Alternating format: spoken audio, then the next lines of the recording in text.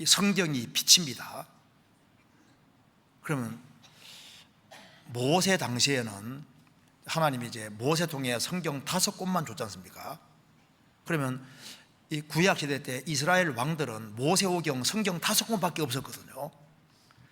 5권밖에 없는 그 성경 가지고도 다윗은 얼마나 힘있게 생활을 살았습니까? 그리고 이 사사 시대 때는 정말 계시의 빛이 너무나도 적은데도 불구하고 룻은 자기 시어머니를 따라서 이스라엘 땅에 들어와서 예수님의 촉보 속에 들어가지 않습니까?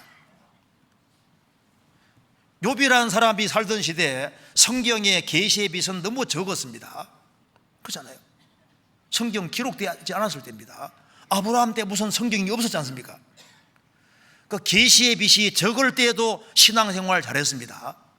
그러면 초대교회 당시에는 구약 성경밖에 없었음에도 불구하고 그들은 힘차게 신앙생활을 했는데 지금 우리는 신구약 성경 전체를 다 가지고 있다 그 말입니다.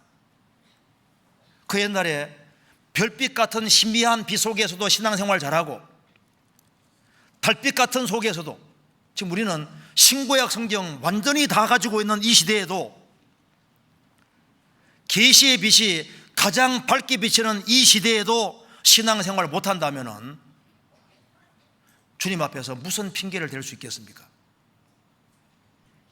정답을 확실하게 내려주시고 신구약 성경 얼마나 확실한 계시를 가지고 있는데 우리는 완전한 성경책을 가지고 있지 않습니까? 이런 7배나 빛나는 이 빛 속에서도 신앙생활을 제대로 안 한다면 구약시대 사람들이 뭐라고 하겠습니까? 야, 나는 모세오경밖에 없는데도 이렇게 신앙생활을 했는데 너희들은 뭐하고 살았냐? 초대교회 당시에 우리는 구약밖에 없었어. 신약 성경 몇 개밖에 없었어. 그래도 신앙생활 잘했는데 너희들은 뭐냐? 우리는 신구약 성경을 다 가지고 있습니다. 성경이 또 히브리어로 헬라어로만 돼 있으면은 못 읽었다고 말할 수도 있잖아요. 그런데 이거 한국말로 번역까지 다 해주고 또 요즘 쉽게 읽도록 가로 성경도 많이 나오고 했는데 그러니까 신앙생활을 제대로 할 필요가 있는 겁니다. 그리고 이제 구원받고 난 이후에도 우리 삶 속에서도 햇빛이 아주 7배나 밝게 빛날 때가 얼마든지 있습니다. 어떤 사람은 구원 받았지만은 이 구원 의심 문제로 오랫동안 고통받는 사람이 있습니다. 그러다 어느 날 성령께서 강하게 역사하심으로 구원 의심 문제에서 성령께서 완전히 해방시켜 주시고 그에게 하나님 주시는 확신이 들어올 때 그는 다시 구원받은 것처럼 너무나도 기쁘게 느껴지고 구원 의심에서 해방되는 상태에서 햇빛 안에 들어가면 햇빛이 훨씬 더 찬란하게 느껴지게 될 겁니다. 그리고 가족이 구원받지 못해서 오랫동안 고민하고 오랫동안 기도했는데 가족 중에 내 사랑하는 아버지, 어머니, 내 형제지간이 구원을 받고 또 남편 혹은 아내가 오랜 세월이 지나서 정말 구원받을 때 그 구원받는 순간에 그 전에 겪었던 모든 고통이 사라지면서 햇빛은 그전보다 훨씬 더 찬란하게 느껴지게 되는 겁니다. 그리고 오랫동안 기도했던 그 기도가 어느 날 응답이 돼서 하나님의 응답이 확신하게 느껴지고 야, 주님은 정말 기도를 들어주시는구나 그걸 확실히 깨달았을 때 그때는 태양빛은 내가 보는 태양빛하고 다르게 느껴지고 훨씬 더 찬란하게 느껴지는 겁니다. 다니엘서 2장 보면은 느부갓네살 왕이 꿈을 꿨습니다. 너무나도 엄청난 꿈을 꾼 거예요. 박사들을 불렀습니다. 자, 내가 꾼 꿈도 알아내고 해석까지 해내라. 왕이여, 지금까지 그렇게 요구한 왕이 없었습니다. 신이 아니고는 어떻게 알 수 있겠습니까? 꿈을 얘기해 좀 우리가 해석하겠습니다. 내가 꿈을 얘기하면 너희 대충 끼 맞춰서 얘기할 테니까 안 된다. 꿈도 알아내고 해석까지 해내라. 그렇게 요구하는 왕이 없었다고 말하니까 왕이 열받았습니다. 다 죽이라고 했잖아요. 다니엘까지 잡으러 왔습니다. 그 다니엘이 조금의 기한을 달라고 하면서 하나님께 기도했습니다. 다니엘과 세 친구가 기도했지 않습니까?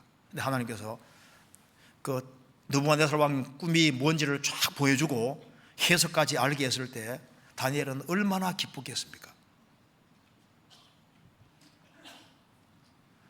그리고 자식이 그렇게 말썽을 부려서 막 부모가 혹은 1년, 2년 동안 막 그렇게 막 고통을 했는데 자녀가 제정신 딱 차리고 신앙생활을 바르게 하고 근실하게 살아가는 모습을 볼 때 그 고통에서 해방됐을 때 그 전의 햇빛과 그 이후의 햇빛은 다르게 느껴지는 겁니다. 과거에는 성경책을 구하기 어려웠습니다. 과거에는 성경 하나 구하면요, 이거 뭐 얼마나 좋아하는지 몰랐습니다. 책이 귀했지 않습니까? 지금 책이 너무 많으니까 사람들이요, 이거 진짜 안 보는데 이게 진짜 문제입니다. 그래서 사실 한 달마다 한 번씩 시험 쳐야 돼요. 복습을 하고 이렇게 시험 쳐야 되는데, 러시아 공산주의 시절에 한 사람이요, 이제 러시아 공산주의 시절에, 레닌 시절, 공장 시절에 성경을 다 수거해 갔습니다. 그래서 한 농부가 너무너무 안타깝게 생각하는 겁니다. 내가 이 성경책을 그 전에 미리 읽어둘 걸 빼앗기니까 너무너무 아쉽지 않습니까? 구할 길이 없는 거예요. 그래서 농사 짓는 사람인데 자나깨나 하나님 성경 하나 내려주시고 계속 기도하고 있는 겁니다. 그런데 어느 날 그 농부 밭이 이제 기차 옆입니다. 기차 다니는 옆에 있습니다. 그런데 이제 한 목사님이 기차 타고 이제 이렇게 쭉 가면서 한 사람하고 이제 KGB 그 사람하고 얘기를 쭉 하다가 성경에 관심이 있어 보이기 때문에 성경책을 딱 꺼내서 얘기를 쭉 하려고 하니까 KGB가 놀래가지고 성경을 딱 붙잡고서 밖에 확 던져버린 겁니다. 던졌는데 한 농부는 하나님 성경 주세요, 성경 주세요. 성경 하나 날아와서 턱 안 키거든요. 그래서 하나님 감사합니다 하고 성경 받았으니 이때 얼마나 기쁘겠습니까? 그래서 그 사람이 이제 성경 열심히 배워서 결국은 확실한 신앙을 갖게 됐는데, 그 다음에 성경에 침례 받으라고 되어 있으니까 침례해 줄 사람을 찾고 찾다가 나중에 그 목사님을 만나게 되는 겁니다. 그 목사님에게 침례 받았다고 하잖아요. 성경을 가지고 있던 그 목사님, 러시아 실화라고 하는데 할 때 모르겠습니다. 실화인지 책에 나오니까. 그리고 이제 성경에 아주 큰 어려운 문제, 인생에 아주 골치 아픈 문제, 어려운 문제들이 안 풀렸는데 어느 날 하나님이 그 문제를 딱 풀어주실 때 그때 느껴지는 그 감동은 말로 표현할 수 없는 겁니다. 인생에 전혀 이해되지 않는 문제들이 있지 않습니까? 그런 괴로운 문제들이 있는데 그 문제들이 풀어지는 그날